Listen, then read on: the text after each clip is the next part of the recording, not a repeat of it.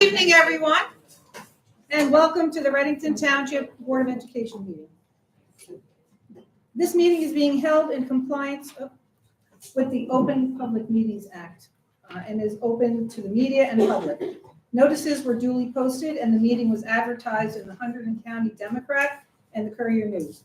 Formal action may be taken. Can we get a roll call, please? Mrs. DePinto. Here. Mrs. Fiore. Here. Mrs. Menzer. Mr. Beach. Here. Mrs. Bogorski. Here. Mrs. Ryan. Here. Ms. Wolf. Here. Dr. Suciel. Here. One absent. Can we stand for the flag salute? I pledge allegiance to the flag of the United States of America and to the republic for which it stands, one nation, under God, indivisible, with liberty and justice for all. Dr. Hart? Superintendent report. Yep, thank you. Thanks.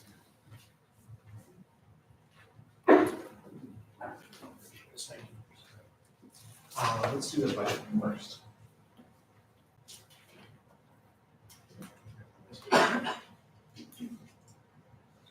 If I turn it on first, no, sorry, I thought I turned it off on. All right. Good evening, everyone. Tonight is the night during our budget process where Mr. Bowman and I will talk with all of you about our tentative budget for next school year. So this evening, our presentation will include a discussion of enrollment, a discussion of budget priorities, a discussion of areas that the budget will affect, like personnel, curriculum, pupil services, as well as what our finances look like in terms of state aid and tax levy increases. So I'll begin our presentation with budget goals. It's really important for us to make sure that our budget reflects our values and our budget reflecting the goals that we have for the district and the initiatives that we have in the district currently. So our goals are to present a budget at the 2% state imposed cap on the tax levy with allowable adjustments. And we do receive adjustments, have in the past received adjustments for enrollment, and we received adjustments for healthcare as well, which will allow us to go slightly above that 2% cap. To prepare for enrollment increases for the new housing developments, a couple months ago, I talked with the Board of Education and the public about how we're closely monitoring the Ridge at Reddington and the enrollment that we're receiving from the Ridge at Reddington. But on the horizon is the Camelot development that's up in the White House area, as well as the Three Bridges DS property is looking at being developed over the next couple of years. So while we may not see an enrollment increase from the Ridge at Reddington directly, we know that there are other housing developments that are on the way. We of course want to balance class size guidelines with our scheduling efficiencies. We want to make sure that we have class sizes that are small for personalized attention for our students and for our teachers, but we want to make sure that we are also efficient about those class sizes. We always seek to enrich student academic experiences with co-curricular and extracurricular activities, and certainly at the middle school with a plethora of electives that we have students choose from. And we are implementing our strategic plan for its 5th and final year with our 3 goals of inquisitive learning, social awareness, and partnership. So these are our driving forces that tether us to our budget. So in looking at enrollment, our anticipated K-8 enrollment is 1,359. This is just based on current enrollment reports. Anticipated pre-K enrollment is approximately 215 for next year. This includes our expanded preschool, as well as our preschool disabilities classes that we have in district. For a total of enrollment of 1,574, 7 out-of-district students were anticipating for next year, and we're presuming 134 kindergarten students in district based off of our current kindergarten enrollment. We did registration a couple of weeks ago, and we are close to meeting that target right now with our registration. What made registration this year really smooth was the fact that we do currently have 102 kids in our preschool program that we know that several of them are going to slide into kindergarten for next year. So our current enrollment is 1,410, pre-K is 102, with total enrollment of 1,512. The enrollment increase that you're seeing here for next year is mainly due to the increased number of preschool students. Our K-8 population is due to decrease next year because we are graduating a large class of approximately 192 for 8th grade and bringing in a class of approximately 134 in kindergarten. These enrollment figures, however, in the past, what Jason and I have done is we've included what we anticipate getting from housing developments in our enrollment figures. And this year was the year that the Ridge opened. We currently have approximately 41 students total from the Ridge at Reddington, where we anticipated a lot more, but it is in its first year.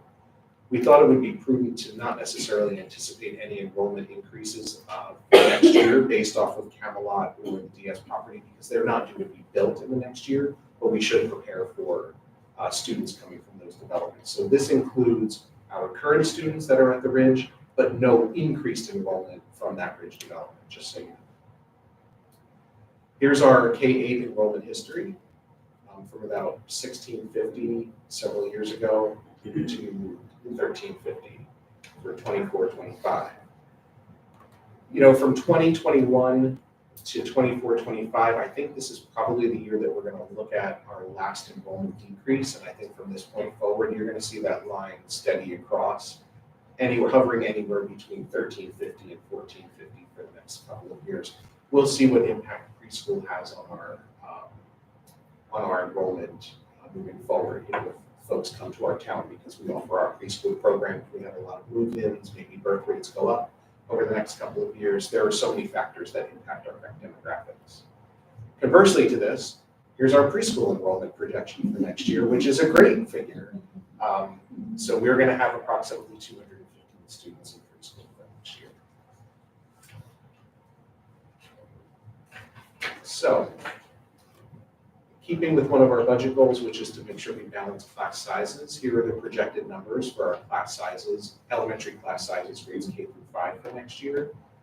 You see that the board has really made a commitment to lower class sizes, grades K through 3, where we are laying the foundation for early literacy and early numeracy skills. Class sizes go up to approximately 21 or 22 in grades 4 and 5, and the middle school class sizes hover around that low 20s area as well. So this is what we're shooting for next year. So some highlights of what's included in the budget. So first, personnel. We're pleased to say that we were able to place our behavioral health counselor's position into the local budget. This was previously paid through our ESSER funding. So next year, this individual, or the position at least, will be funded through our local tax levy, which is a need for our students, a need in the counseling department of the middle school, and certainly a district initiative when it comes to our strategic goals. A reconfiguration of 2 teaching staff positions through attrition. So what we can do is we know that we are going to get retirements. We know that folks are on the horizon to retire. We've received some letters. This gives us an opportunity to figure out where to put our current general ed staff, our teaching staff, in the places where we have the most enrollment. So we can look and reevaluate our needs and decide whether or not we need to fill these positions, or whether or not staff could be, our current staff, without filling those positions, would be able to accomplish our goals of maintaining our low class sizes. Increased wages for the police officers through shared services. We have a shared service agreement with the township for our 4 police officers. We want to make sure that we maintain the police officers in our buildings, so we look at offering them a salary increase. We have done some work through our retention and recruitment task force to look at market conditions when it comes to our employees, not only our teaching staff, our paraprofessional staff, but we have a lot of staff who we have to compete with in the corporate market. Our IT staff, our facility staff. One of the recommendations of our retention and recruitment task force was to make sure that we are competitive with our local school districts, competitive with the area, and we conduct some market research. So we're looking at seeing where we can better align some of our staff salaries with market conditions, both in public schools and even looking at the corporate sector. I'm not saying that we can compete with the corporate sector all the time, but we're at least going to look, and we're going to see what we can do to try. Recruitment and retention services and stipends we offer for our paraprofessionals and our bus drivers. We offer signing bonuses and recruitment stipends, meaning finder's fees for anybody that helps recruit an employee to the district. So those will continue again next year. We're providing flexibility in athletics for design and creation of sports and clubs. One of the great things that came out of the contract with the teachers is that we have these pools of money for clubs and for sports and activities. We don't necessarily dictate which clubs and sports and activities our teachers can provide. They can work with students and create whatever is of interest of that teacher and a group of students. So it provides that level of flexibility for a teacher to propose to a building principal the creation of a new club, which is really cool, and we have those stipends built into the contract. We're looking at scheduling as well, based off of the new contract with the teachers. All of the building principals are convening scheduling committees to look at revised schedules to conform with the contract, but also create efficiency with our staff. We also have several new obligations in the contract with the teachers. These include stipends and extra paid rates that have been really beneficial to some of our staff. Stipends for paraprofessionals who work in some of our self-contained classes, and some increases in curriculum writing rates that were really important for the teachers in our last contract negotiations. So these things in this budget here, we're going to see a little bit of an increase in these budget line items. But all really good things under personnel, really moving forward and making it an effort to really compensate folks for the work that they do, but also to make sure that they create opportunities for students through all of their co-curricular and extracurricular activities. Preschool expansion. So we've talked quite a bit about this. The preschool expansion has led to the location and recruitment and retention of a lot of both professional certificated teaching staff as well as paraprofessionals. So we offer a free preschool for 3 to 4-year-olds residing here in Reddington Township. This year, we added 2 preschool teachers to our in-district program and 2 paraprofessionals. The nice thing about this is we had an in-district program already, and the nice thing about this funding is that the preschool program that exists was able to slide into that preschool funding, which helped alleviate some of our local tax levy money. So we were able to take this person and just shift the salaries for the preschool teacher and paraprofessional into the state aid for preschool. We also created a preschool parent community involvement specialist and relief teacher positions, so these are shared positions, as well as an instructional coach to create consistency across our preschool programs. Nurses were paid extra stipends to help us with some of our preschool work. And next year, when we expand, we're looking for a total of 11 certificated full-time teaching staff and 11 paraprofessionals at 4 private providers: Berry Patch, Global Pioneer, Stanton Learning, and White House Prep. So our expansion will be a total of 14 classrooms next year with the funding that we received from the state, which almost gets us to our universe, which is funding preschool for almost every learner and every 3 and 4-year-old that we anticipate here at Reddington, which is fantastic. You didn't clap for the personnel. Curriculum and pupil services. So a couple of highlights under curriculum. So we will continue our spectrum of services for students with special needs, and this is critically important. So self-contained classrooms, autism programs, learning and language disabilities programs, preschool disabilities programs. These are programs that we have in our district that helps us educate children here in Reddington and prevents us from sending children out of district to an environment that could be for that child more restrictive. We like to keep students in district to have them be educated with their typical peers. Jason would tell you that he really likes the savings aspect of that. I'll tell you that I really like the educational aspect of that. That students learning alongside with their peers, the friends that they see at camp or at baseball, and the ones that are in their neighborhood, whether they're a child with a disability or not, is so much more beneficial to have them in district here in our programs. It's really, really important for us educationally. A continuation of our extended school year program for students with special needs to service their needs over the summer. And there's several curricular initiatives that we've talked about in Ed Tech and even last month, the board meeting. There are revised English language arts and math curricular standards that are coming from the Department of Education. We're going to be looking into the purchase of new textbook materials for English language arts at certain grade levels, math, science, and world language as well. So these are some great curricular initiatives and some updates of our curricular materials. Mental health services, we will continue with our behavioral health counselor. We will have renovations over to the middle school, not only the counseling suite, but the main offices. And we will continue our employee assistance program for the mental health and well-being of our employees. English language learners will continue to be supported through the sheltered English instruction model, which is a great way for us to service our English language learners, again, in the general ed classroom, where they are provided instruction in a way that allows them to access both potentially their native language as well as English. We've expanded our breakfast and lunch program district-wide. We've done this because we found that our needs have changed as far as our free and reduced lunch status of students. Before this year, we were not offering breakfast or lunch to students at Hollenbrook or at the middle school on early dismissal days. We noticed that this was an area of need. We had students who were looking for their meals. We've changed this protocol and this practice to now include meals for students on half days so that students have their meals consistently and they can count on us providing that for them, even on half days. And then, of course, continued implementation of the district strategic plan for our fifth and final year. And we'll be looking to launch the next plan for hopefully the next 5 years as well. At this point, I'm going to turn the presentation over to Jason to talk about capital projects and run through some numbers with you. Thank you, Dr. Hart. Yep. Good evening, everyone. So I'm going to run through some capital projects as well as tax levy and budget implications.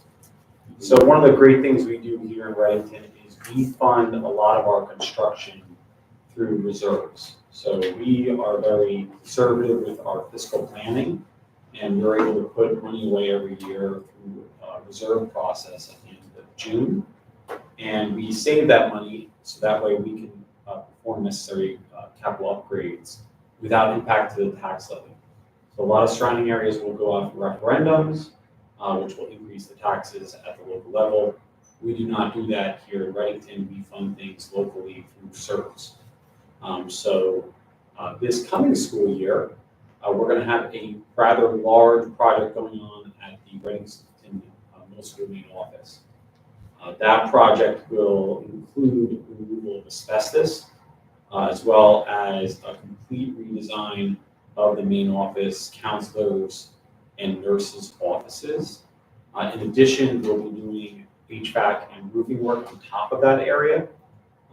Normally, we accomplish all of our capital projects in the summer. This project will go all the way through winter break, very likely, which is unusual that we'll be having construction during school session when students and staff are in the building. So that's a major change than in the past, but the level of remediation for asbestos and the complexities of the project require such. One aspect of that planning involves no access to the rest of the school. We're going to be sealing off that area so workers can come in and out through the exterior wall of the building through a locked fence. And there'll be restrictions on worker movement at arrival, dismissal, and other aspects to not disrupt classrooms. The classrooms that will be impacted There's only 2 that are adjacent to the office space. The rest are down the hallway. So we're hoping that there's not heavy disruption. We're hoping to also get the roof done over the summer months. So the roof will be done, but the actual tear out would occur in the summer. But the actual remediation of the space and putting walls back up will happen probably during the school week. Another big thing that we're doing is we're refurbishing all the preschool rooms district-wide. So one of the things with the preschool program is we want to make sure that students get the same experience despite where they're placed in the district. So parents get a preference that they can choose where they want their child to go. Do they want them to go to White House Prep? Do they want them to go to Bridges School? Do they want them to go to STAN Learning? We give parents choice here, which is great. But we also want to make sure that each of those rooms are consistent and equal. So we refurbish each and every preschool classroom at every site and provide new furniture and new resources so that way they are identical. Each has a certificated staff member as well to use those materials, which are trained by our administration. So we also redo bathrooms as well on those sites. So we'll be doing that at the 14 sites that are going to be opening in September. Another large project we're going to be doing is the solar expansion. So currently about 40% of our electric is generated by solar. A lot of our solar is on the roof or in the back of our building, so you cannot see it. We will be expanding that to be about 85% in the winter months and probably about 100% during the summer months. So we may be off the grid in June, July, and August moving forward, which is great for our energy needs as well as the earth, but also is going to save us money because the state will not allow us to do this without saving money. So it's a win for the district. It provides educational opportunities for students and staff, and it's also good for the environment. One of the big things we're also doing at the middle school is LED lighting in the classrooms. That should brighten the classrooms at the middle school. We've done that through grants at the elementary schools, but the middle school did not qualify for those grants, so we're doing this out of reserves. Back-end IT equipment is going to be replaced. That's more to help make sure that the internet and other core essential IT services are provided, which are also our phones. We're also going to be doing security upgrades. So we've done a 3-year security plan about 5 years ago, which we fully implemented. And the board this past summer went through security and has been partnering with the police department and township to make sure that we enhance any security that we can always do such. So we're going to be taking on a large initiative to enhance security this summer with the Township of Readington, who's been a great partner in this, as well as the police department. There's going to be a new art room and computer room at White House School. I just want to thank the art teacher at White House School for being very flexible this year. That teacher moved from a classroom to a cart and now is moving into a new art room. So she has been very flexible, and I hope she gets everything she wants in designing her own art room next year at White House School. We're going to do some playground enhancement at White House and Three Bridges. It's not going to be new playgrounds, but it's going to be some enhancements to the existing playground, working with the principals on that. Softball and baseball field upgrades, some fencing and signage. All these projects are not funded through a referendum, but through the reserves, as well as some grants that we would get that pay about 40% of the project. So what is our budget for next year? This represents the expense side of our budget. As you can see from the blue, 65% of our budget is salaries, 21% is employee benefits. So about 86% of our budget is staff, which is the core of any school district. I mean, the most critical people are the staff, which makes sense that we spend the most money on them. We have planned for out-of-district tuition, which is a state mandate. Transportation, we have our own in-district fleet, which has allowed us to avoid the problems that we're seeing around the state with lack of transportation rising rates, not being able to go on field trips, athletics. We do not have those issues in Readington because we recruit and retain our bus drivers. Utilities, maintenance, I won't go through all this else, but normal things that are mandatory, night custodials, garbage collection are the remaining of the budget. Interesting to note, if you look at the red is actually the supplies for teachers as well as administration. We have been shrinking that dramatically over the period of years. We try our best not to hit that, but the budget's getting tighter and tighter because of inflation, as well as other caps on the tax levy increase. So with the inflation and salaries going up over 3%, and our tax levy is below that, it causes stress on the budget. So we do fiscal prudent planning in our finance committee. This slide is a perfect example of the pressures on the budget. So health over the past 10 years has gone up 80%. That's probably consistent with college tuition. We also have salary increases that have been steady about between the mid-2s to the mid-3 ranges over the years. But you can see our tax levy has not increased that much. So what we end up doing is we try to identify efficiencies every year to narrow that gap to pay for those things, which is a challenge every single year. This goes through our state aid and tax levy for the general fund. The general fund is what the Board of Education has control over. So state aid went up this year by a little over $300,000, which was fantastic news. The tax levy had a slight increase, and you can see the giant preschool aid that we're getting from the state to provide free preschool to 3 and 4-year-olds. From a debt service perspective, this is kind of like a mortgage. This is slowly going to be paid off and should expire in 2027. The board has no control over this. This is simply the amounts that we need to pay to maintain upgrades that we did in the past when the district did a referendum over 15 years ago. And this is total taxes. So you can see the prudence in fiscal spending over the years. The overall increase has gone from negative to 0 and has been inching up over the years, and has been consistent slightly above 2% for the past several years.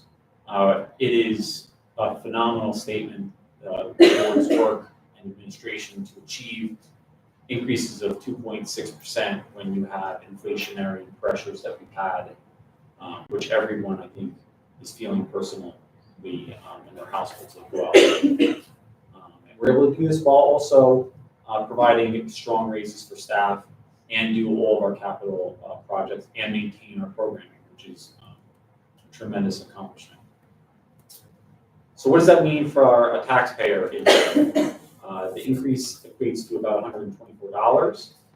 The average home is $450,000 in the town, which has been pretty stable over the years. The big increase that happened a couple of years ago on the local taxpayer was really because of Merck leaving the district and that tax base eroding, which shifted the tax base to the residential homeowners. So outside of our control, but there was a reassessment that did impact some residents in town, and the Merck to Unicom change was the primary result of that. This is just an example of the impact on the tax levy over the years. And you can see on an average home, in about the past 10 years, it's gone up $800. So I think that's pretty good. I'm talking about $80 a year on average that the local tax has gone up for an average household. And if you're living in $1 million house, it would be about $160 a year. We have very good schools in New Jersey, and the way the state funds it is locally rather than at a state or county level, which is why our taxes are a little bit higher at the local level than other states. But it also gives us control at a local level, which is why our schools are so great. That concludes my part of the presentation, so I'll open up the questions for Dr. Hartranft. Thank you.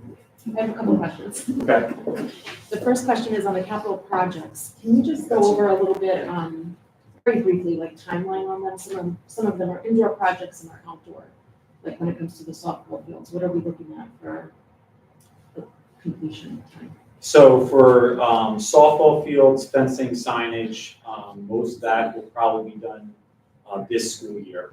I know that they're trying to get the baseball fields and softball fields done before the start of the season. I don't know if that's gonna happen depending on the vendor that's selected. Solar probably will get kicked off in the July, August timeframe. We're hoping that they can put in some of the footings that may impact bus parking.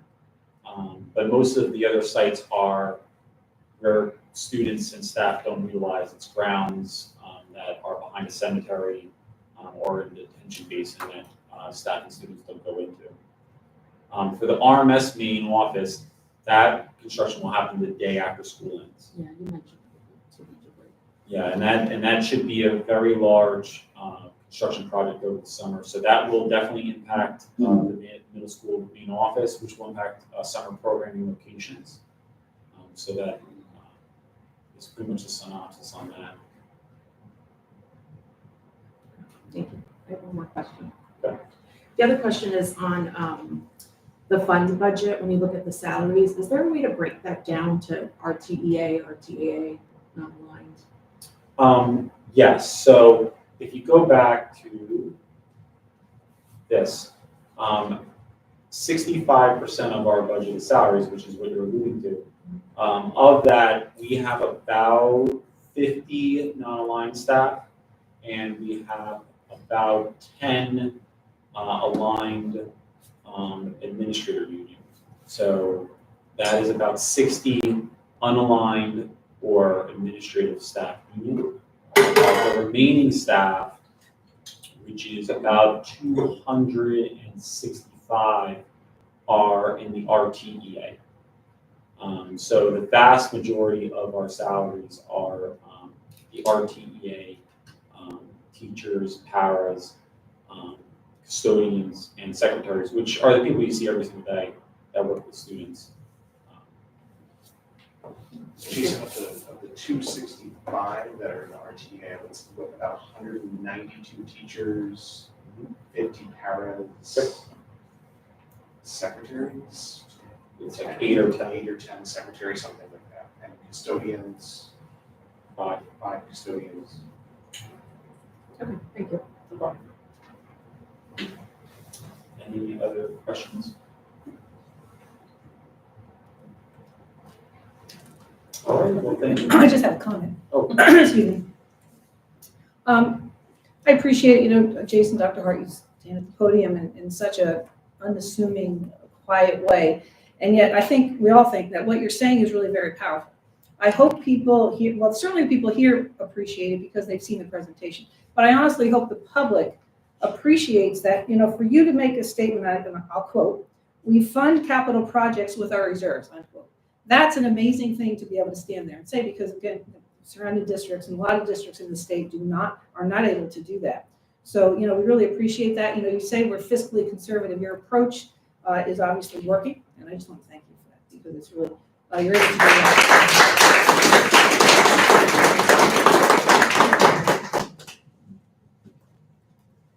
Thank you, Dr. Cercio.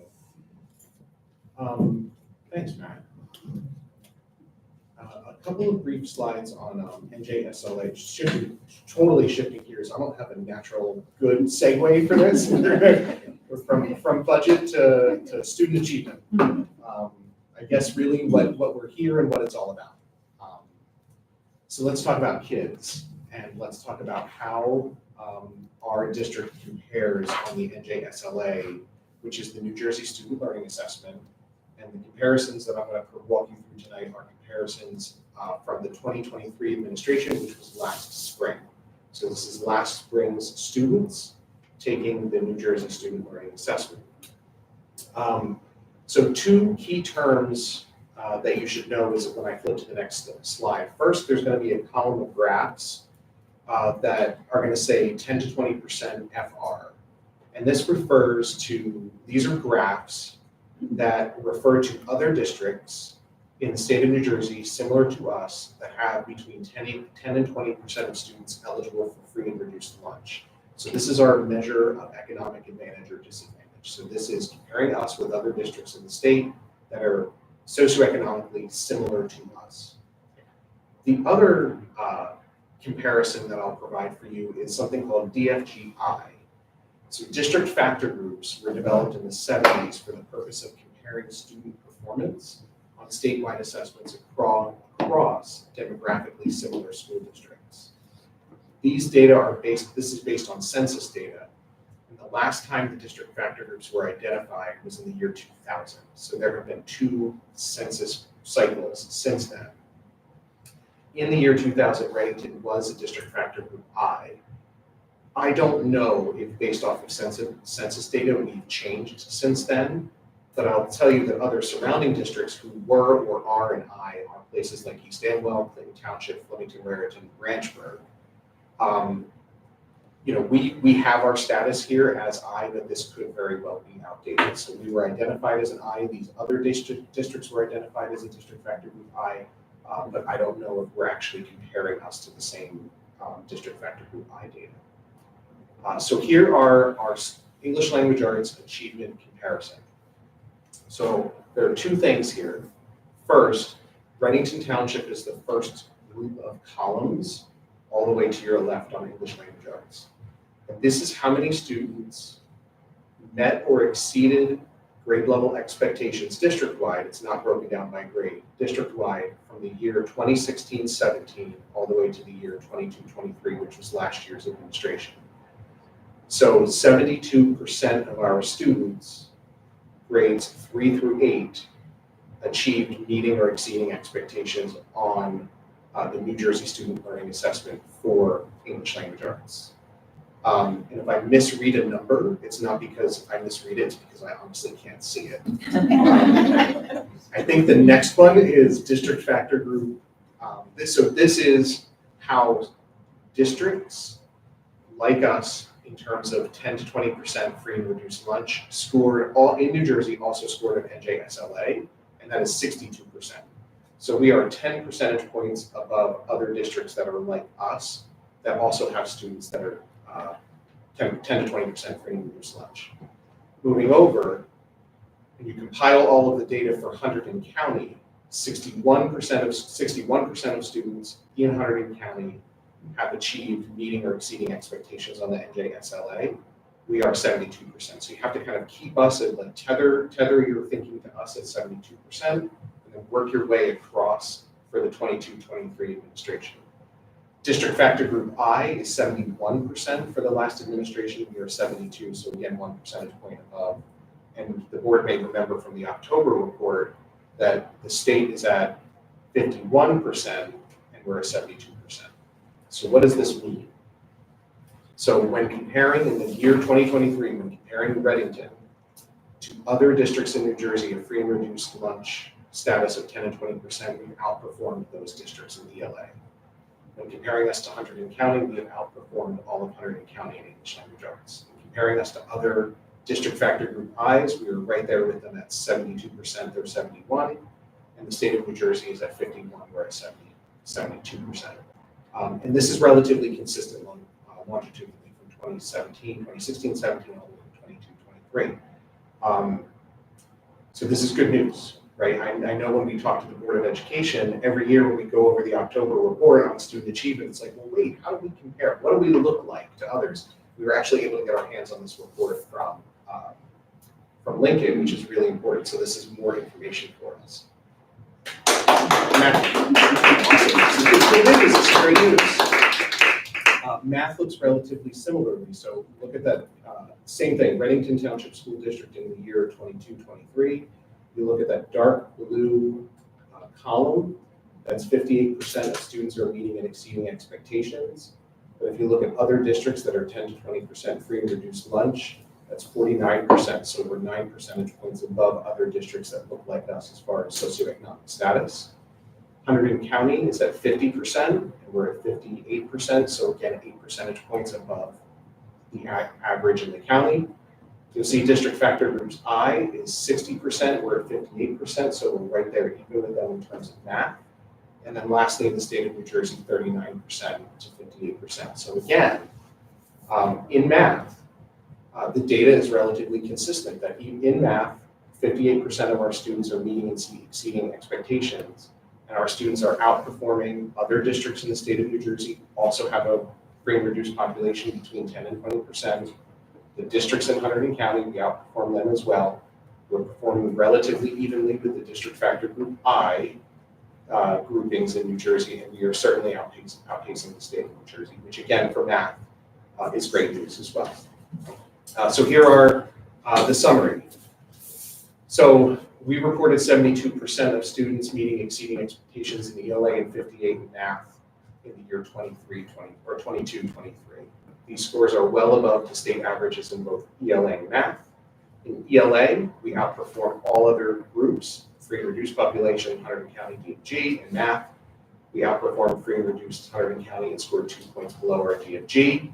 The historical trends also demonstrate our high achievement all the way back to 2016, 2017. So when we were able to longitudinally look at this, it's not like, with the exception of last year, which was the first year after COVID, and 2 years of not taking the NJSLA, we're not really seeing some inconsistencies in our student performance. They're performing exceptionally well.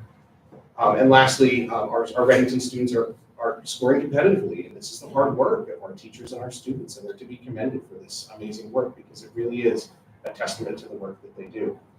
The final thing I'll say, and I didn't look this up, so I'm not quite sure where the state of New Jersey ranks in terms of our educational achievement nationwide, but historically New Jersey, Massachusetts are generally within the top 2 for public education in the country, right? So keep that in your mind.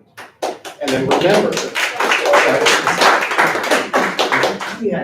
a punchline. So remember, we are in one of the highest achieving states in our country, and we are outperforming that state, right? So Reddington is performing better than the average of the highest performing state, one of the highest performing states in the country.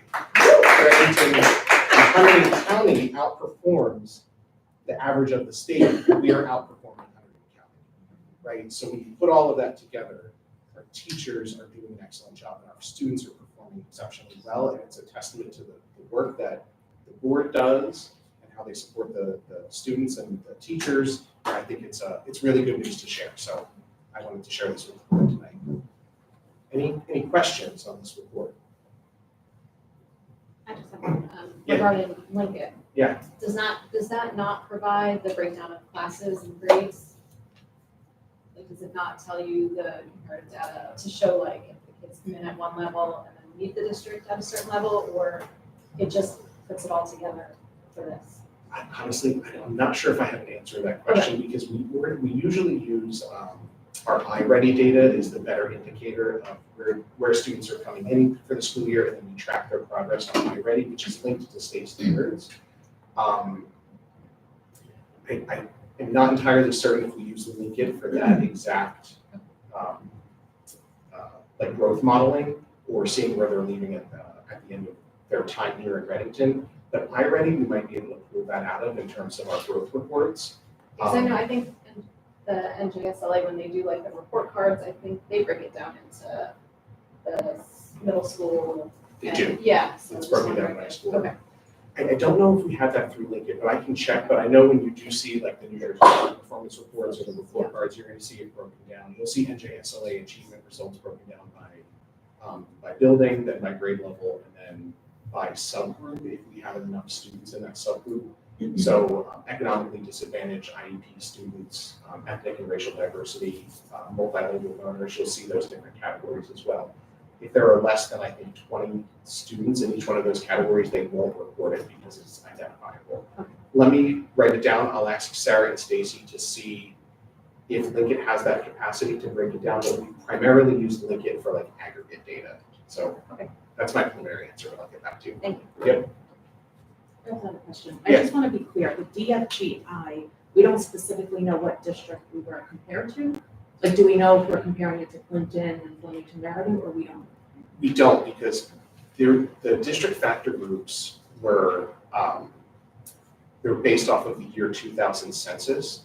So I can't guarantee that the census for Clinton or Flemington, Raritan, and Branchburg has changed. So they may have changed their socioeconomic status, which might have, if we had district factor groups, and if we did the census, if we looked at the 2020 census and then did the district factor groups, we might line up differently. They may be a J, we might be, you know, JK or HI or something like that. So I can't tell you who we're comparing us to, but I can tell you that district factor groups back in the year 2000, these were other districts that we would compare ourselves to in the local region. Whether they or we have changed since the year 2000, I don't know the answer to that question. And there's no way to get those results, like get Clinton Township NJSLA results? I I'm think just curious, it would be nice to see a direct comparison. we have some data that I could share with you.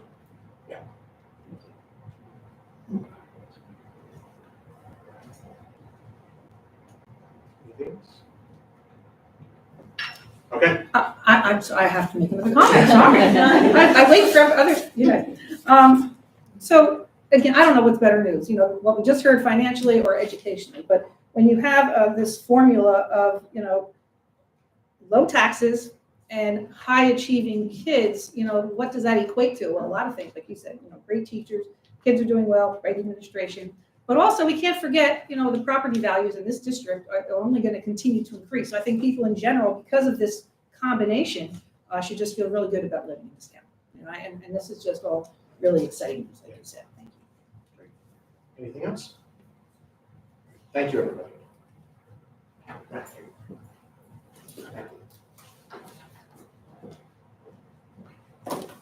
you. Thank you, Dr. Farr. Yeah, that concludes my superintendent's report. We are now open to the public, limited to action items on the agenda.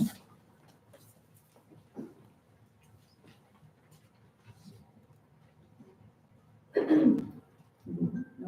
Anything online?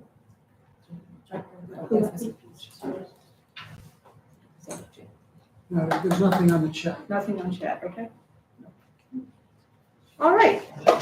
Does that include the election of the replacement member? I'm sorry, I can't hear you. Does that include the election of the replacement member? We're getting to that, yeah. You can, He's saying if you can comment oh, Now or you're welcome to come to the podium. If you have a comment to make, anything on the agenda, and that is on the agenda, so you're certainly welcome to comment on that at this point, yes.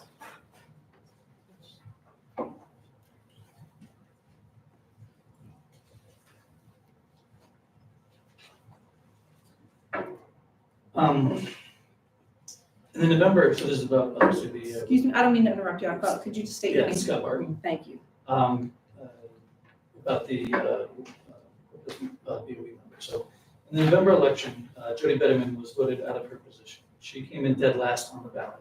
Christina Napoli got 20% more votes than Mrs. Betterman. This is not a major election. Those who voted had skin in the game. They are the parents of the kids that go to Whitney schools. She lost her position because people were really unhappy with the job she was doing, because of how she was voting and the direction she was taking the school district. The wishes of the majority of the parents of this school district should not be discarded. Furthermore, both Jody Betterman and Pam Cassidy were supported by NGEA. If such a trivial thing as Mrs. Napoli participating in recess at her school could potentially be construed as a conflict of interest, then Ms. Betterman and Mrs. Cassidy voting on RTA contracts could certainly be construed as a much bigger conflict of interest. The optics of allowing that, but not Mrs. Napoli, to participate in her students' activities would be very poor optics indeed. Mrs. Betterman and Mrs. Cassidy also got support from Action Together New Jersey, an organization funded through Act Blue, which according to their website is only available to Democratic candidates, committees, and progressive organizations. Those that get support from Action Together New Jersey are asked to take a pledge to vote a certain way on 4 topics when on BOE. Now I'd like to read a portion of the BOE's Code of Ethics. I'm just going to read part of it. A school board member shall abide by the following Code of Ethics for school board members. I will confine my board action to policymaking, planning, and appraisal, and I will help to frame policies and plans only after the board has consulted those who will be affected by them. I will recognize that authority rests with the Board of Education and will make no personal promises or take any action that may compromise the board. I will refuse to surrender my independent judgment to special interest or partisan political groups or to use the school for personal gain or the gain of friends. Furthermore, I will provide accurate information and in concert with my fellow board members, interpret to the staff the aspirations of the community for its school. So, in November, the aspirations of the community were clearly expressed. The majority of parents do not want Jody Betterman on BOE. Further, Mrs. Betterman and Mrs. Cassidy's affiliation and subsequent help by outside organizations could be construed as a violation of the Code of Ethics, putting the BOE at risk. We are asking you to please elect a replacement who best exemplifies the values and direction that Christina Napoli had, as that was the reason she was overwhelmingly elected, and not someone with opposing views, as that is the reason Jody Betterman was voted out of position.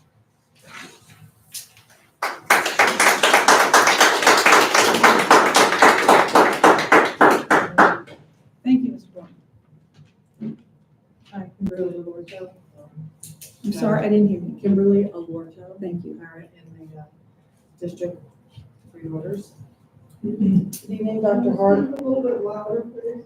Good evening, Dr. Hart, board members, and community. I have known Jody Betterman for 15 years, as our three of our children are in the same grades. We met in 2009 when our daughters began at Three Bridges. Jody was already a compassionate leader and advocate for our children, as her oldest child, now in college, had started in the Reddington school system in 2006. Jody was always involved in everything for the kids, and not just involved, but the chair of many activities. I would say I was involved because I would volunteer if someone needed a few hours that they needed to fill, but you could always see this wasn't just volunteering to Jody, it is her passion. 18 years ago, she started out as a volunteer parent and became the chair of the book fair, school store, mini courses, then VP of TBS HSA. After TBS, she was also chair of numerous committees at RMS, a founding member of the Fine Arts Committee and HSA president. Jody has also been involved at Central and numerous organizations. Last month, she put together a parent meeting for 8th grade parents at Central she put together for parents to ask other parents going into 100 Central to make the transition easier for them. It was a huge success, and those parents were extremely thankful. When I'm talking to parents from other schools, they say, wow, I would have loved to have that at my school, and that was a great idea. I'm going to try to get my school to do that. Parents helping parents is wonderful. And if Jody asked, to participate, we know it will be a helpful, well thought out, and organized process. I'm not going to list all the organizations she's been in because first, we'd be here for hours, and second of all, you know her record, and you know what she has accomplished for the school system. I see no reason why you wouldn't pick the most qualified, passionate person for the position who can fit in seamlessly and get to work right away for the remainder of the year. Jody obviously knows what she's doing, has done it before, and cares about our community and our kids, every single one of them, by the example she has set and the time commitment she has showed when given the chance to do so. She has taken time away from her own family to give all of our families her whole heart all these years, and that means the world to us parents. She cares deeply about this community and always has since she became a part of it 18 years ago. It's true she was not reelected. She was elected to the Board of Education in 2021 and served her community again with grace, commitment, and integrity. We all know, unfortunately, she did not win re-election last year, but she did receive over 2,200 votes. Jody Betterman has a heart of gold and always wants what's best for all of our children, and is most qualified to fill this vacant Board of Ed seat. So I just wanted to make another comment because my understanding is that you interview different candidates and whoever you're going to pick was not on the ballot or didn't, you're not, at my point is that you don't know what you're going to get. You might have to start over, it might not be a good fit, when she just seems like the right choice for a seamless transition, and then they would vote again for to fill the rest of the 2-year term next year. Thank you.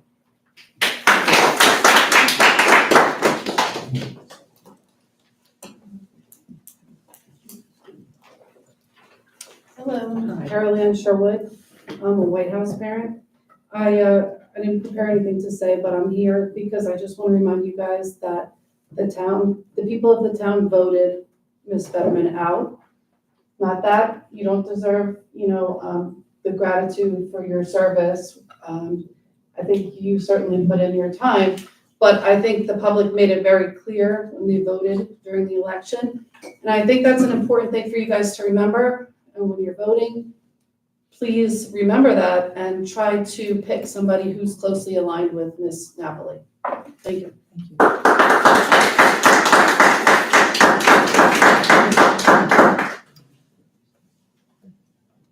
Thank you. Good evening. I'm Karen Middleman. I'm not a parent. I'm a grandparent. My children are not in this school area, but I wish they were from the academic perspective. But I'm not sure I'm happy that they are with the way I hear politics being brought into the Board of Education. There's no room for that. I know Jody. I worked with Jody on the Board of Health. She brings her scientific knowledge, her expertise, her critical thinking to any question that comes up on that committee. And I agree with the woman before who said hitting the ground running is something that it should be important for this group. So I totally support Jody and feel that she would be an excellent replacement for the interim. Thank you. Thank you. Thank you. Betty Ann Ford, I promised I wasn't going to do this, and I can't help myself. I just want to remind you that although Jody didn't get the most votes, she got more than anybody else who's being considered tonight.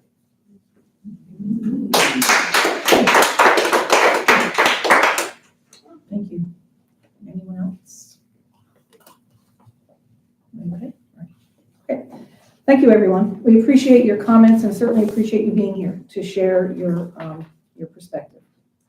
Okay, moving on to correspondence. Did you say anything about that, or just that there were correspondences? That's it. Usually the number. Oh. There were usually how many correspondence. Okay, I apologize. All right, counting it quickly, there were 20 correspondences. All right, moving on to the election of the board vacancy. We need to get a nomination and a second. I would like to nominate Jody Betterman. I second that. Second. Okay. Roll call? No, Is that the way we do it for each person, or do we wait until we get all the nominations? You do all the nominations first. All the nominations first, okay. I would like to nominate Mr. Paulo Lopes. Okay. Second, Justina. You second? Second. Okay. Any other nominations? Okay. Now do the roll call, is that right? Yes, so what we do roll call in the order of nomination.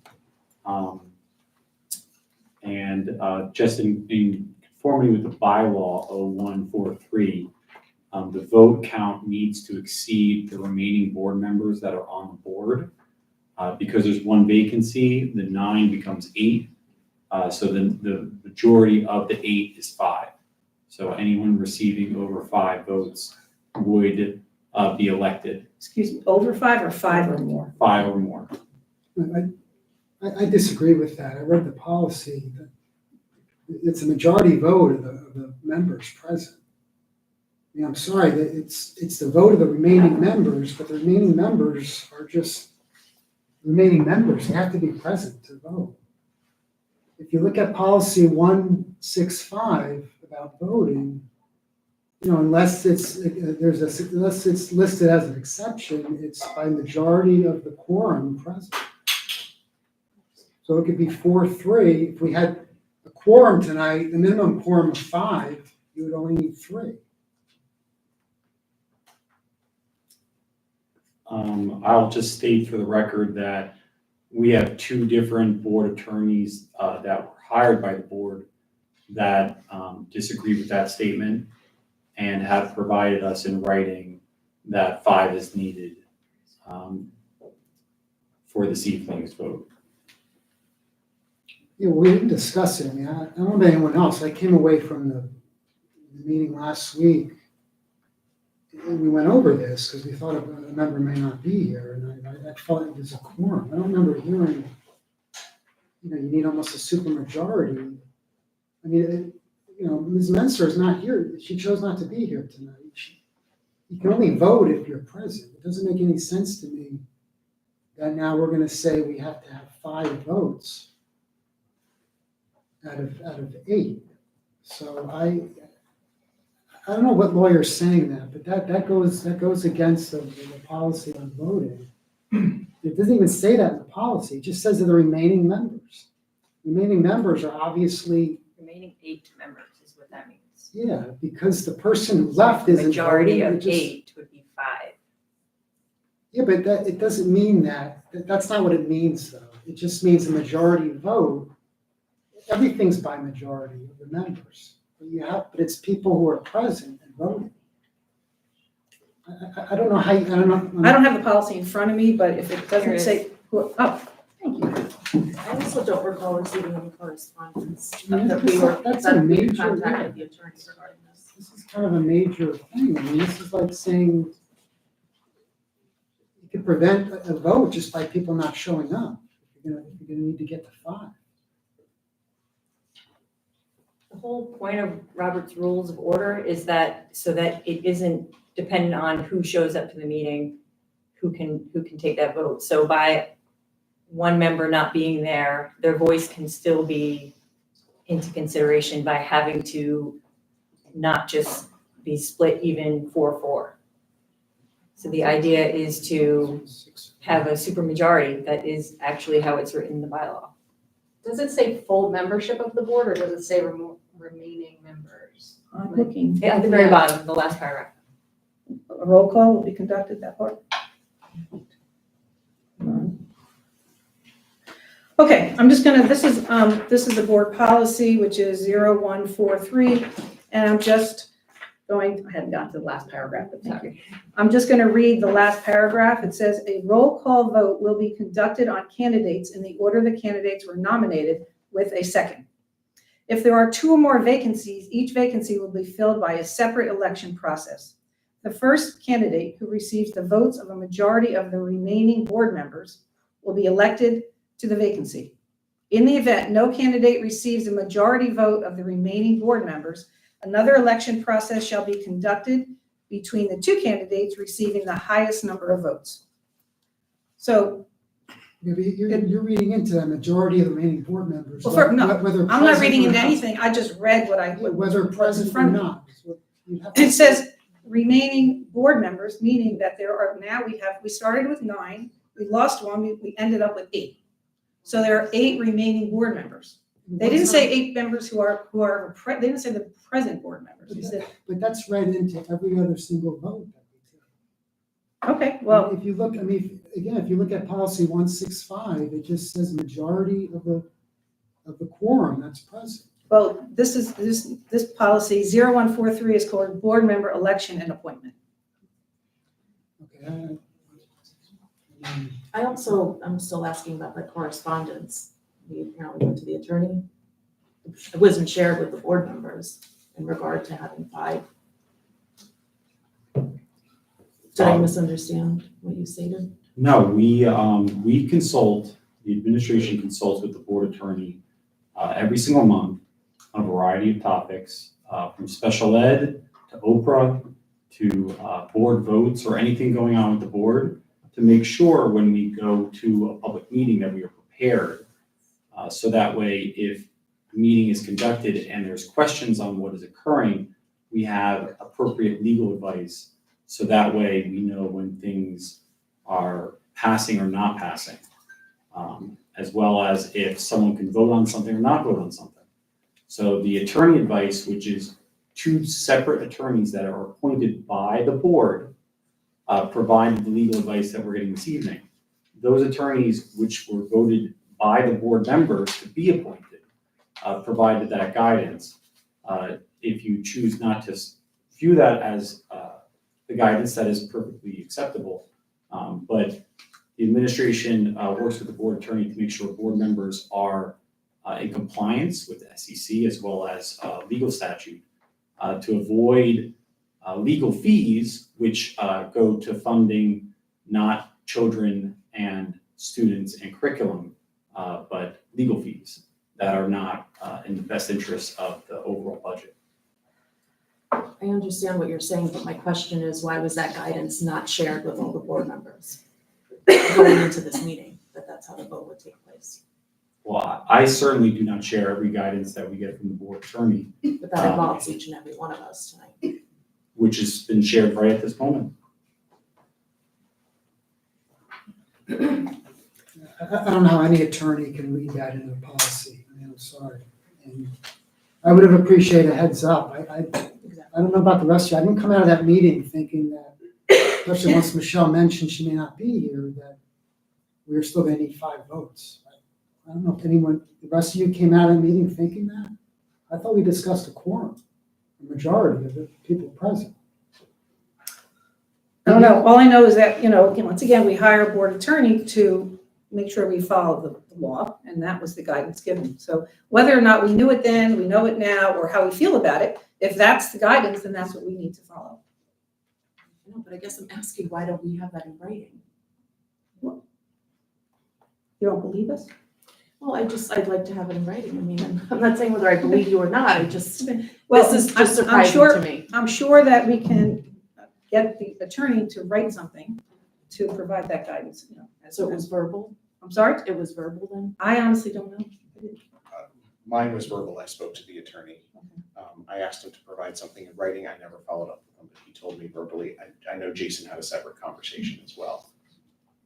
Yeah, my conversation was with Fogarty and Hara, our old board attorneys that handle legacy matters.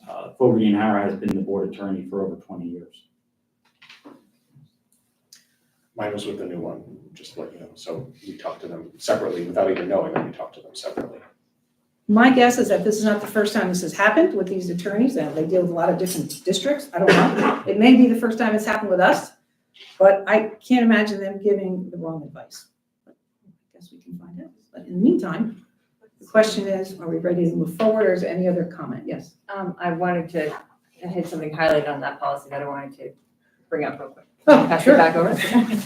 I'll just let the board know, and then I don't know if this is helpful at all, but there are certain matters on the board agenda that always, regardless of how many board members are present, will always require 5 votes.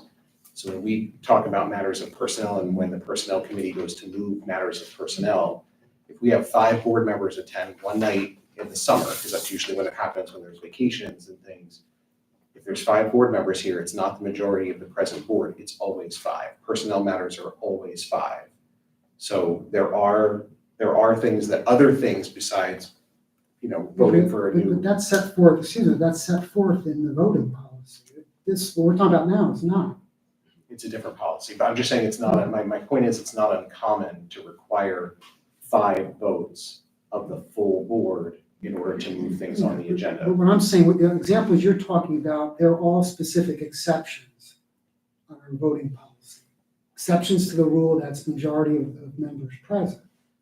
So what we're just talking about now, voting in a vacant member, or to fill a vacancy, that's not listed as an exception in voting policy. It's at best ambiguous. I don't know, to be told the lawyers say this is the way it's done, I don't, at best, it's ambiguous. I don't know what their analysis was. Why isn't it in the other policy? And why doesn't it just say 5? It says majority of the remaining board members. My guess is that you could have had 3 people resign, and then the remaining would have been 6, and then you need a majority of that. That's just my guess. So, I mean, I think it was pretty clear, to be honest. Any other comments? Yes, so I was going to reference a different part of that policy, 0143. And I just want to read the one piece of it. So in considering candidates who have expressed an interest in a vacancy, the Board of Education may interview candidates in public or executive session. The board must vote to appoint a candidate to a vacancy in public session, and there shall be no decisions made in executive session, which is exactly how we followed it. In the event that interviews are conducted in executive session, board members in the public session nomination and voting process shall express their opinion in support of their vote, so the public can witness any deliberations, policy formulation, and the decision-making process of the board.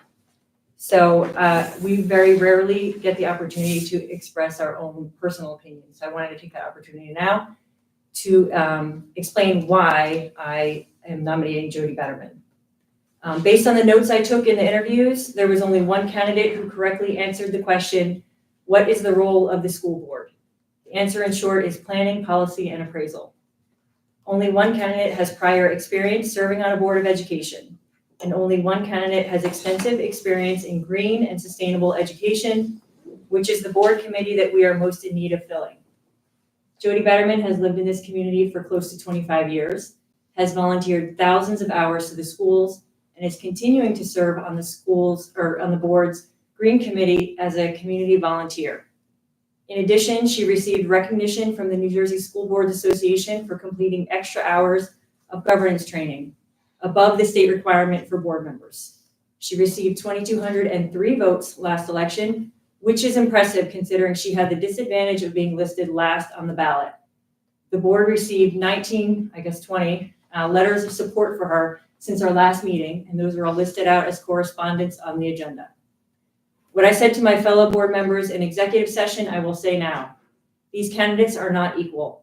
No other candidate can match Mrs. Betterman's qualifications, experience, and proven dedication to the schools. It takes close to a year to get up to speed to be an effective board member. It takes staff time and resources to onboard a new person.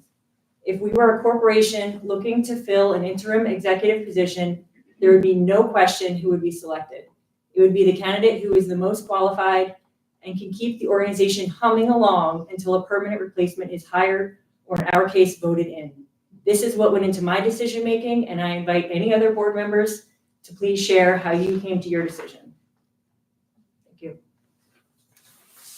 So I'd like to make a statement. The NJSBA states that the best practices in filling a board vacancy is to keep community taste in mind. We as board members are voting on the communities we have, and we should vote for someone that best aligns with Christina Napoli's values. Based on the interviews, Paulo Lopes is someone that is vested in his children's education and the success of our schools and believes in public education, which is why he has my support. Thank you. Anyone else? Any other comments before moving on? Do we speak when we cast our vote, or do we speak now, or? I would like.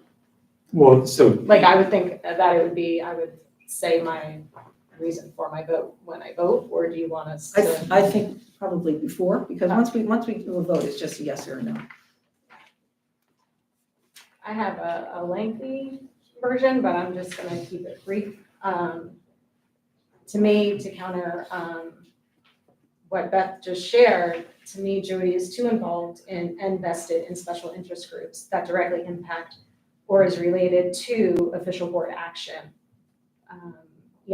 Mentioning that she would be serving on the Green Committee, and serving, being employed by Sustainable Jersey, Go Hunterdon, where her job is actually to bring this stuff into schools. It's great if that's what, your passion is for and what your job is. You just shouldn't be able to do that from inside the board. And to me, that's a conflict, and that is what I'm considering when I'm voting. Thank you. Was there anything else, or is that it? I have support of Paul as well. Okay. He served his country in the U.S. Army and his community as a fireman, an EMT, a coach, and a Boy Scout den leader. He's also the treasurer of the New Jersey State Firemen's Relief Association. And based on this experience, he has the communication skills and ability to make decisions under stressful and oftentimes critical conditions. He also values fiscal responsibility and has experience allocating resources. During his interview, he spoke to his passion for serving his community and supporting its students. He spoke highly of the Reddington School District, and for these reasons, I vote yes for him without hesitation. Thank you. Anyone else have any comments they'd like to make? Okay, well, I just want to say. I just have Go ahead, sure. May I just make a general comment Of course. about the process? It takes a lot of guts to put yourself out there to interview for the Board of Education. It's not for the faint of heart, and it is, it's a big investment of yourself to this district, and I just want to express my gratitude to all of the candidates that put forth, because we can't run an effective board without having 9 members here, and we're all, while we have very different viewpoints, very dedicated to this district and want what's best for it overall. So I just want to thank those that put forth, because we need them. And while I've seen, some polarization of thought and in the community, I'm just grateful for the opportunity to work through these processes appropriately and follow the guidance and follow our rules and just come up with what we think is best. We each get an individual vote. And we talk through it and we will figure it out. And I'm very confident that we will find a great board member. When we interviewed the candidates, all of them met the qualifications of the role as set forth by the state of New Jersey. And from there, we have a really difficult decision to make based on who each of us thinks would be the best to go forward. But I do say thank you to all of the candidates. Thank you, Jen. Anyone else? All right, well, Can I just say one more thing? of course I'm you can. sorry. Yeah, no, Just don't something that apologize. one of the community members came up to and stated that she feels politics should be kept out of school boards. And I do agree. I do know we all bring our own viewpoints and opinions and everything. However, when you take a pledge to a political activist organization, I feel that that crosses the line. So I just want to say that. Thank you. Thank you. All right, I have to say, I haven't known some of you very long, but I really, truly appreciate each of your passion that you do bring to the board. I've spoken with each of you individually. You're all very nice people. And like Jen says, I believe that wherever we land, we will come together as a board. And I appreciate your service to the board, everyone, honestly. So thank you for that. I miss Christina. I do, because she were here. We would have avoided this if she were here. So, but she's not, so we have to move on. Okay, does anyone have other comments? If not, we will go to a roll call. Okay, roll call. So the policy says we vote on the order of nomination. So first, we'll go through a vote for Jody Betterman. We'll go around, and then we'll go second, a vote for Paul Lopes, and we'll go around. And I'll write down whatever everyone votes for. So the first vote is if you are in favor of Mrs. Betterman. I'll start with Mrs. DePinto. No. Mrs. Fiore. Yes. Mr. Peach. No. Mrs. Pogorski. Yes. Mrs. Ryan. No. Mrs. Wolf. No. Dr. Cerciello. Yes. The second nomination was for Mr. Lopes. I'll go around again. Mrs. DePinto. Yes. Mrs. Fiore. No. Mr. Peach. Yes. Mrs. Pogorski. No. Mrs. Ryan. Yes. Mrs. Wolf. Yes. Dr. Cerciello. No. So at this time, we have no person individually that has had more than 5 yes votes. So the board has the following options. They can continue to vote until we get to 5, or they can go into executive session at this time to discuss it further, then come back out. They can also table the matter, go through the rest of the agenda, also discuss this in executive session with our other topic this evening, come back out.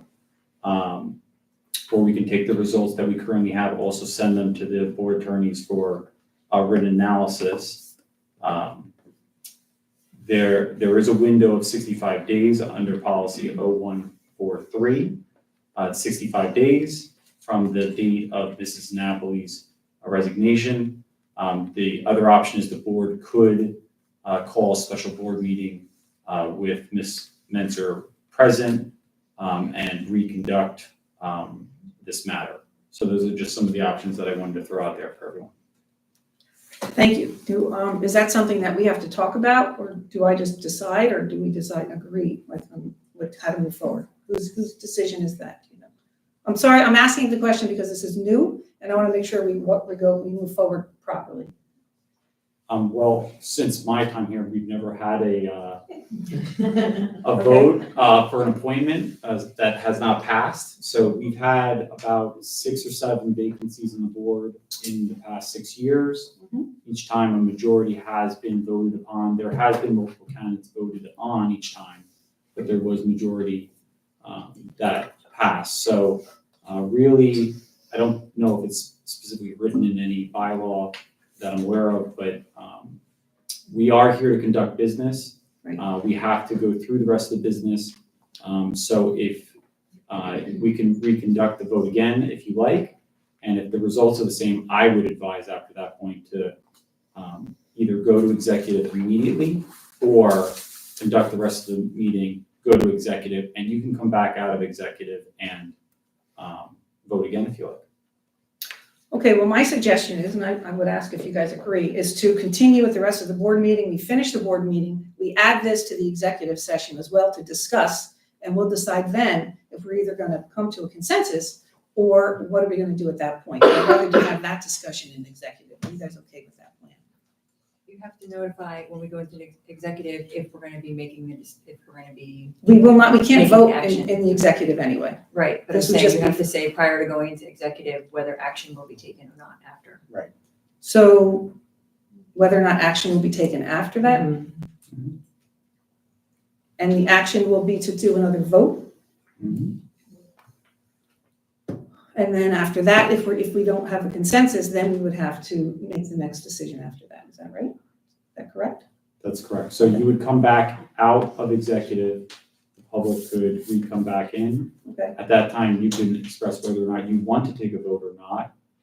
If you want to, someone would have to make a motion to, and we'd have to vote to make a motion second for someone for a vote. You can also come out of executive and then say, there's no vote tonight, have a wonderful evening, and depart for the evening. Are we comfortable with that plan? Yes? Yeah. Are we okay Yeah, with I that? would just like to say, I would like to get and I can make a motion, I would like to get at least just a short analysis from the attorney who's looking at this. Sure. I mean, it's at best ambiguous, and we should look toward changing the policy Okay. in the future to make it clear, because it is not at all clear. And that's, it is a problem tonight, so. Right. No, I appreciate that, Randy, and I want everyone to be comfortable with moving forward. So if there's any bit of ambiguity, I think we should get it cleared up. I have no problem with that. I don't think that's going to change, where we end up, but I have no problem, doing that as well. So I appreciate that. Are we okay with that plan then? We'll say we're going to go to executive, and we will take action in executive, and then we'll come back. No action. We won't take any action in executive. No action in executive. That's a long conversation. We're going to talk about it in executive and then come back With action. with action. See why you have a VP? I Where's that? appreciate this. Okay. Where action will be taken. We're actually going to Yeah. take it. All right. Could you announce the results? It's hard to hear what the votes were. What was the result of those? Sure, we can certainly address that as well. Can you just review what the votes were, Mr. Bones, please? So for Mrs. Betterman, there were 3 yes votes and 4 no votes. For Mr. Mr. Lopez, there was 4 yes votes and 3 no votes. And so it's not majority then, it has to be 5, is that? We need 5 votes. We need 5 yeses. Yes. And what is the time frame until, you said the 65 days, when does that actually end? Let me pull up the last agenda. So the resignation from Ms. Napoli was January 22nd. So if you count 65 calendar days, that is the deadline. After the deadline is reached, it automatically goes to the county superintendent, who would conduct a process and appoint himself. And in essence, the vote would be taken out of the board's hands at that point and be given to the county superintendent. We express that we don't want that to happen. Sorry? We express that we don't want that to happen, to come out of the board's hand, that we'd like to. Yeah, we don't want to either. Because we'd rather not happen as well. We agree with you. We agree. All right, so thank you. I think we're going to move along. The next thing on the agenda is the approval of administrative reports. Can I get a motion to adopt 1.01 to 1.02? So move that. Second, Carolyn. Can we get a roll call, please? Mrs. DePinto. Yes. Mrs. Fiore. Yes. Mr. Peach. Yes. Mrs. Bogorski. Yes. Mrs. Ryan. Yes. Mrs. Wolf. Yes. Dr. Sosial. Yes. Motion passes. Approval of minutes. Can we get a motion to adopt 2.01 to 2.02? So move that. Second, Carolyn. Can we get a roll call, please? Mrs. DePinto. Yes. Mrs. Fiore. Yes. Mr. Peach. Just no on 2.02, on the voting issue, and then yes on the other one. Mrs. Bogorski. Yes. Mrs. Ryan. Yes. Mrs. Wolf. Yes. Dr. Sosial. Yes. Passes. Moving on to finance and facilities. Can I get a motion to adopt 3.01 to 3.19? So move that. Second, Carolyn. And we have a committee report. Yes. So number one, we discussed health and dental insurance. The renewal recommendations were presented by Brown and Brown for the 24-25 school year.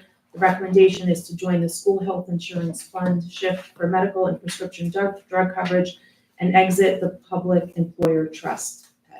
With this recommendation, the medical provider network remains AmeriHealth, and the pharmacy benefit manager would move to Express Scripts. The shift rate increase is 4.4% versus PET, the rate increase of 7%, for an annual difference of $274,000.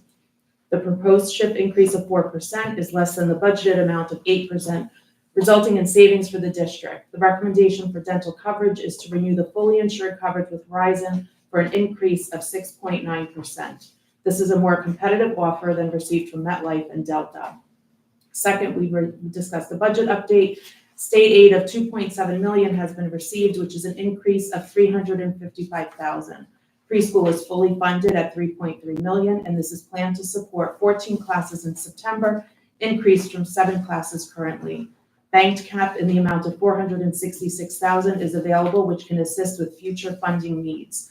The proposed tax levy is 2.6%, which is aligned with expectations.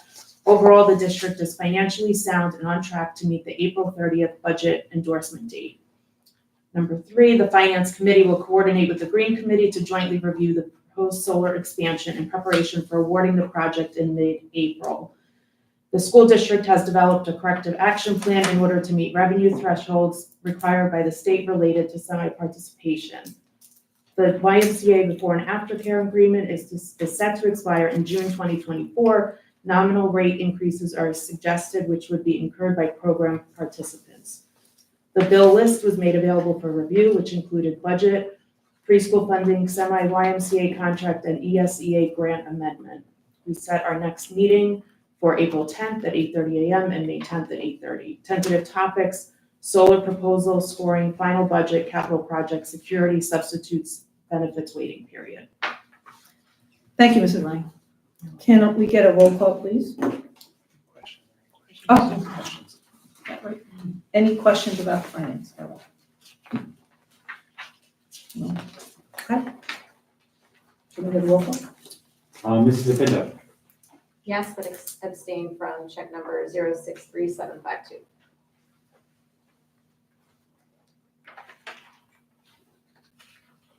Mrs. Fiore. Yes. Mr. Peach. Yes. Mrs. Bogorski. Yes. Mrs. Ryan. Yes. Mrs. Wolf. Yes. Dr. Sosial. Yes. Motion passes. Moving on to education and technology. Can I get a motion to adopt 4.01 to 4.06. Move that. Second, Carol. And we have a committee report. Yes, we do. The Ed Tech Committee met on February 29th. The first item on the agenda was the mental health program at RMS. Mr. Tumolo and Ms. Belandi, the behavioral health counselor, gave an update on the district's mental health program for students. The program, which is in its third year, is funded through a federal ESSER grant. The grant expires at the end of this school year. However, because of its success, the district has built the cost to continue it into the 24-25 budget. The district has designed a 3-tiered system of mental support services. 80% of students are in Tier 1, which provides strategies for students through universal SEL instruction. Tier 2 represents about 10 to 15% of the student population. These services include short-term services provided by guidance counselors. Tier 3, facilitated by Ms. Belandi, includes about 3 to 5% of the student population. These students require the most services to help get them through the day, or in some cases, to get them to school in the first place.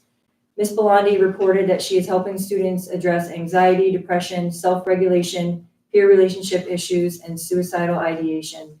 Ms. Belandi works for the district 32 hours a week, Monday through Thursday. She sees students in grades 5 through 8. Students are referred to her through the school counselors.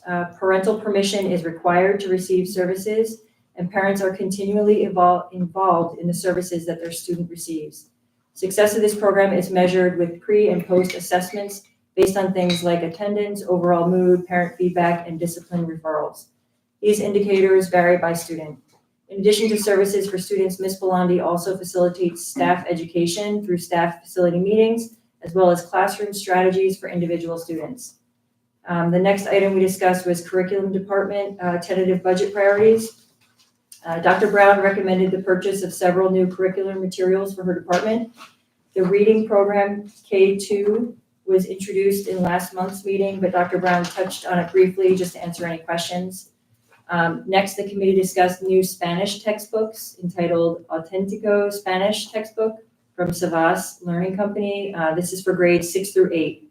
She also recommended replacing Mandarin textbooks with Easy Steps to Chinese Textbook, 2nd edition, volume 1 and 2 by Beijing Language and Cultural University Press, also grades 6 through 8. French textbooks were replaced a couple years ago, so now all of the world language textbooks will be current editions. Ms. Pouch discussed new and revised materials for her department. She recommended Amplify Science as the new supplemental materials for grades 6 through 8, as well as Pilot for Amplify Science in the 24-25 budget for grades 4 and 5. The grades 6 through 8 classrooms who are piloting the Amplify Science now report positive feedback with the lessons and materials. The material is aligned to the state science assessment and includes areas of study that were lacking in the district's previous science textbooks. Ms. Pouch also recommended purchasing the revised Math Ready Classroom 2024 for grades K through 5. This updated version addresses areas that needed improvement, such as more reading level friendly word problems and hands-on center-based activities. Ms. Pouch reported that she also reviewed the latest version of Big Ideas 2019 copyright, which are the math resources for grades 6 through 8. Big Ideas is used at Hunterdon Central and closely aligns with the 2016 NJSLS math standards, and also covers the major changes to the 2020 NJSLS math standards. This will be revisited if and when the new edition of Big Ideas comes out. The 6 through 8 math department is also reviewing another textbook for potential pilot and adoption. We then discussed, hold on, make sure I got that right. Curriculum department. Okay, oh yes, curriculum department tentative budget items. An increase in stipend payments for curriculum writing consistent with the RTEA contract. Mrs. Kreil reported that stipend payments to teachers went up by $5 an hour according to the new RTEA contract for things like teacher academies, curriculum writing, and summer enrichment. Next, we discussed mid-year diagnostics, pretty much the presentation that Dr. Hart showed us earlier with the new data that was provided to the district. And of course, that was data from last spring's testing. So we're looking forward to, this year and having that data available going forward. Next, we discussed the Parent Academy. This is Night of Discovery is on March 20th, next Wednesday. Mrs. Cryle updated the committee on the Parent Academy night. It's from 6 to 8 p.m. at Hollenbrook School. This evening is open to all Readington parents to learn about the many wonderful happenings and resources in the district. Registration is now open. There are 23 sessions currently planned, led by staff, administrators, and community partners. Topics include introduction to the schools and the new preschool program, academic and support services available to students, and many, many more. There will be student presenters, keynote speakers, as well as representatives from Township Committee, Readington Teachers Education Association, HSA, Board of Ed, Police Department, YMCA, Prevention Resources, Starfish, and many others. Registration and course descriptions are posted on Genesis. Next, Teacher Academy Catalog. Mrs. Cryle presented the Spring Teacher Academy Catalog and reported that after course descriptions were shared with neighboring districts, 4 participants from out of district have asked to participate in ours. For the March 15th in-service this Friday, staff facilitators are on our March agenda. Mrs. Cryle shared the draft in-service agenda with the committee. This is a day of professional development for teachers and staff, and will also include some special features. I hope I'm not spoiling any surprises. Food trucks. They know. Okay. Food trucks and bakery treats to make it a nice day for everyone. And then we had a preschool registration update. There were 147 students registered for preschool during that preschool registration drive a few weeks ago. More registrations are continuing to come in. It is anticipated that the program will be at capacity for the 24-25 school year. We scheduled our next meeting for April 19th at 8:30. Thank you. Any questions? Any questions regarding that? Okay. Can we get a roll call, please? Mrs. DePinto, Yes. Mrs. Fiore, Yes. Mr. Peach, Yes. Mrs. Bogorski, Yes. Mrs. Ryan, Yes. Mrs. Wolf, Yes. Dr. Susiel, Yes. passes. Moving on to personnel, can we get a motion to adopt 5.01 to 5.13? So moved, Jennifer? Second, Carolyn. We have a committee report? Yes, we do. The Personnel Committee met on March 6th at 8:45 a.m. and reviewed staffing updates on the RMS Assistant Principal search, staffing updates for the 2023 to 2024 school year, as well as staffing updates for the 2024 to 2025 school year, non-tenured staff, non-aligned staff salaries, RMS enrollment, scheduling, and staffing, tabled enrollment trends from 2008 to 2024, reviewed the holiday schedules, and personnel matters. Agenda items include new hires, sidebar with the RTEA, resignation, substitutes, and holiday schedules. The next meeting is scheduled for April 24th. Thank you, Ms. Wolf. Any questions regarding that? Personnel? All right, can we get a roll call, please? Mrs. DePinto, Yes. Mrs. Fiore, Yes. Mr. Peach, Yes. Mrs. Bogorski, Yes. Mrs. Ryan, Yes. Mrs. Wolf, Yes. Dr. Susiel, Yes. passes. Moving on to communication, can we get a motion to adopt 6.01 to 6.03? Move that. Second, Carolyn. We have a committee report? Yes, we met on February 21st. We first discussed communications planning. Dr. Hart gave an update to the committee on our planning. He provided members with a copy of the agenda of his meeting with our communications consultant, Lori Perlow, which include the goal of improving communications and expanding community engagement.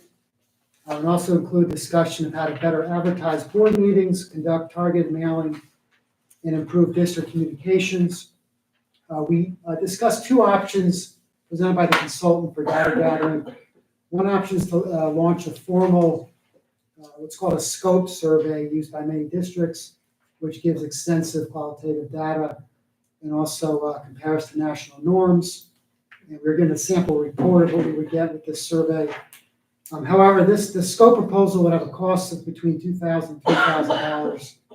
And using it would also require additional lead time. The other option was for the consultant to create a Google form for the survey, which she would customize, compile the data, and then give us specific recommendations.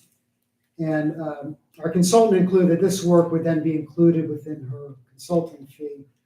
So the committee members reached a consensus that we would choose the second option, have Ms. Perlow gather the survey data. And while this would not include all the extensive data we would get from the scope survey, it'd be less costly, more customizable to our district. And members also felt we could always switch to using scope in future years. We also approved the timeline for our communications planning. This will include a launch of the survey in March, conducting focus groups in April and May, and then receive a report in May or June that would identify communication goals. And then have Ms. Perlow come to the board retreat in August to do communications training. And then we would launch the communications plan in September. Ms. Perlow made other recommendations to Dr. Hart. She suggested that we become a member of the National School Public Relations Association, that we begin using something called the SMORE platform for our newsletters, which is more mobile friendly. Ms. Perlow also suggested having a student council representative come to board meetings. The members suggested possibly incorporating the student involvement into the civics curriculum.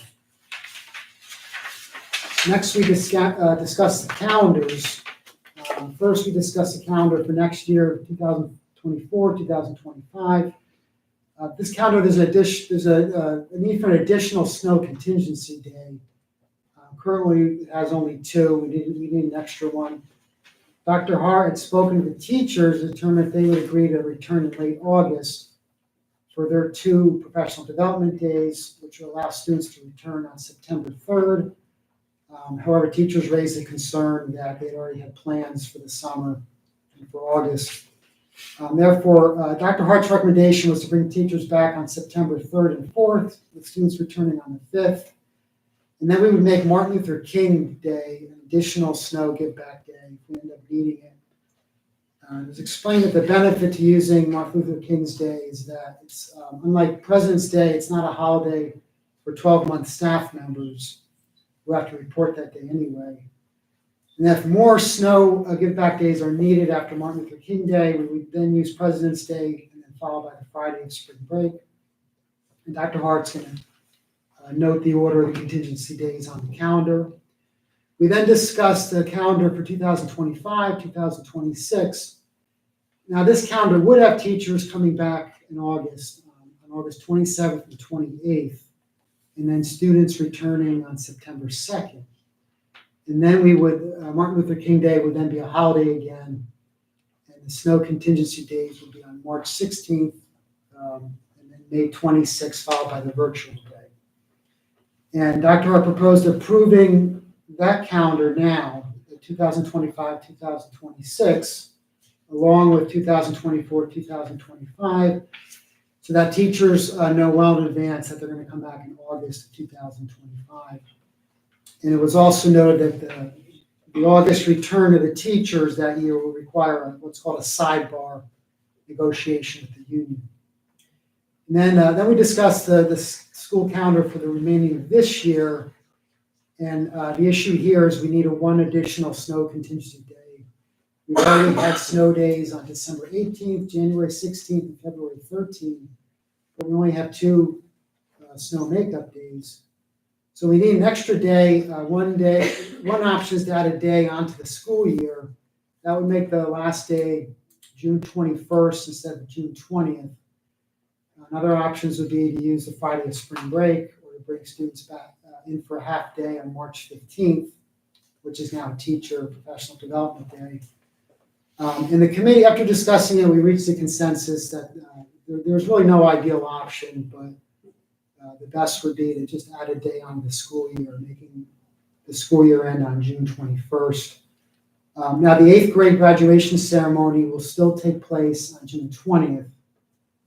So students will be coming back the next day. Dr. Hart stated in the past, when this happens, the school offers a breakfast to the graduating 8th graders along with yearbook signings. Next, we discussed policy 8505, having to do with wellness, including nutrition promotion, education, and physical activity. Jason Baum is our district's wellness policy coordinator, responsible for ensuring the district complies with this policy.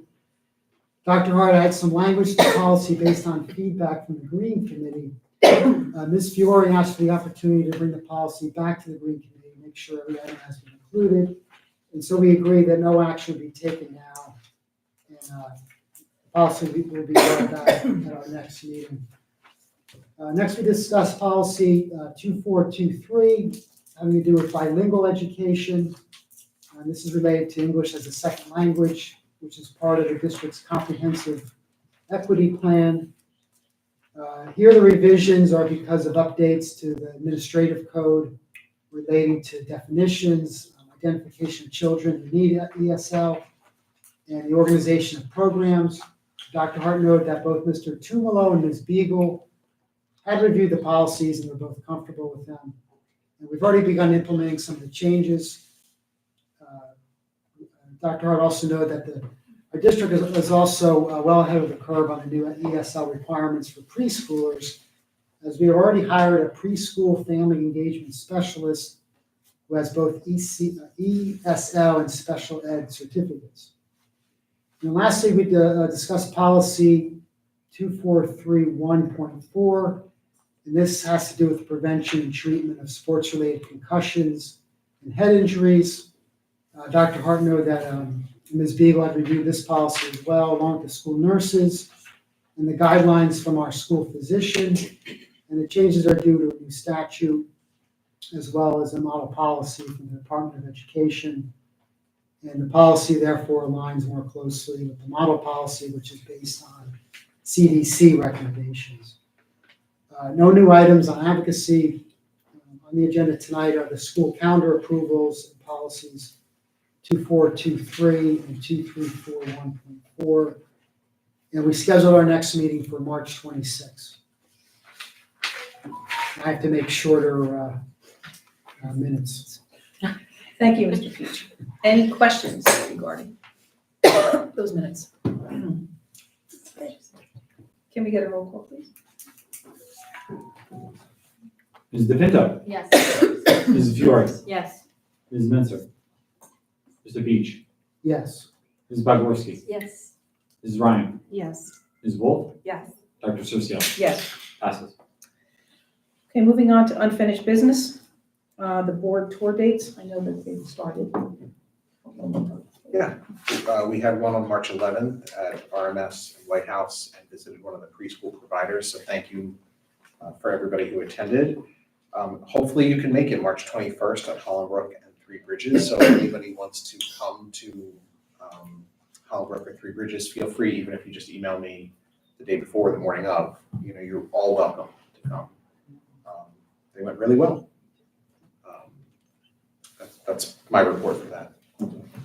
Before we move on, I want to say something for board tours, for the board members who were there, or actually for the board members who were not there. When we were visiting one of the preschools, I just want to relay the message that the preschool was incredibly impressed with the staff and the superintendent and the way that they quickly got the preschool program up and running, and just could not sing the praises enough of Dr. Hart and the staff.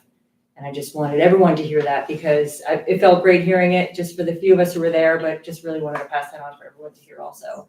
That, it was incredibly difficult to get that up and running so quickly. And I don't want to exact quote, but it was, as seamless as it was, showed us how hard the work was behind the scenes. It was like perfect execution. So we know that that was incredibly difficult to pull off. So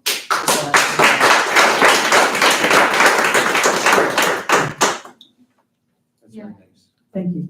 It was my first time attending the board tours, and it was nice to see all of the students actively engaged in all the classrooms. I couldn't believe how peaceful RMS was. When you looked in all the classrooms, everyone was hard at work. All the teachers seemed engaged. The building, I thought, was in the best shape that I've seen it in a long time. So that was something that stuck out for me. And then visiting White House School, we got to see a production from the kids from Mary Poppins, which was really sweet, and they did so good. So yeah, it was really, I'm glad that I was able to attend, and I'm looking forward to the next one. Great. Agreed. And thank you, Dr. Hart, and to everyone that coordinated, because it just gives us a little opportunity to see, you know, all the things that we talk about at a high level and vote upon, to see it in action, and to see happy, healthy, thriving students was just so appreciated. Yeah. And to echo Ms. Fiore's comments, it was just really proud moment for board members to hear the great praise from the preschool providers too, just to say how easy the district made it look to the benefit of the children in our district. And that was really important. Great, thank you. It was completely unsolicited. Like I was just as shocked as the three of you were too. Like I didn't know that they had those sentiments. I wrote them a thank you note as well, but it was a great day of tours. So please, if anybody can join us, come to the next ones. Thank you. Moving on to board self-evaluations. Yeah, I have some information. Beth, I think last time we talked, as much as we appreciated the work that we did last year, and I think there was a more streamlined board self-evaluation that we took last year, there was granular level data that we get from the school board's tool. So if the board is agreeable, I did a little research and talked with school boards. We can do the school board's tool. Everyone can fill it out and do the board self-evaluation, and all of the data will go to Camille and Jen. And then that can be shared with Judith Wilson for our July retreat. But it doesn't mean we don't have to, I guess what I'm saying is we don't have to use a specific tool. We can use the school board's tool if we want to and get the data from there and then decide however we want to use it. And it can be for a retreat, anything we want. So if we want to move forward, we could use the survey that we used last year and just do a repeat of that, or we can use the full school board survey and send it out. I would just recommend that if we're going to use the school board survey, maybe I send it sooner rather than later, because you're going to be doing two things simultaneously with the superintendent evaluation and all of that and the school board self-assessment. I don't know if you want to do both at the same time. Maybe we can get a jump on the self-assessment before you do the superintendent evaluation. But that, honestly, Camille, is completely up to you and the board, how you'd like to proceed with doing your own self-evaluation, and then what you'd like to do with the data come July when we ordinarily have our retreat. But bottom line, we can do whatever we want with the school board tool and with whoever we decide to hire to come in and work with us. Thank you, Dr. Hart. I think we had said last time that we wanted to move forward with the school board tool. Are we all okay with that? And then just getting that email to us sooner than later? So if you could email that to us, that would be great. Thank you. It'll probably come from Gwen from school boards, but Okay. we'll open it up, and then once it's open, she'll let us know that it's open, and then the data will start to go in there, and then you'll have access to share with everybody. And she'll put in there the deadline that we should have it completed by? Either she'll do it or I'll do it. Okay. You know. All right, great. Thank you. Any other questions about that? Anyone? Okay, moving on to new business from the board. Anyone? New business? Anyone? All right, we are now open to the public for anything on or off the agenda. Tom Curtis, White House Station. So I think we can all agree that filling a vacant board seat is probably a pretty important item. And with that said, I'm a little surprised that the policy was not kind of ironed out beforehand, so that any questions or concerns, could have been addressed before actually taking the vote. So that's my statement. Thank you. Thank you.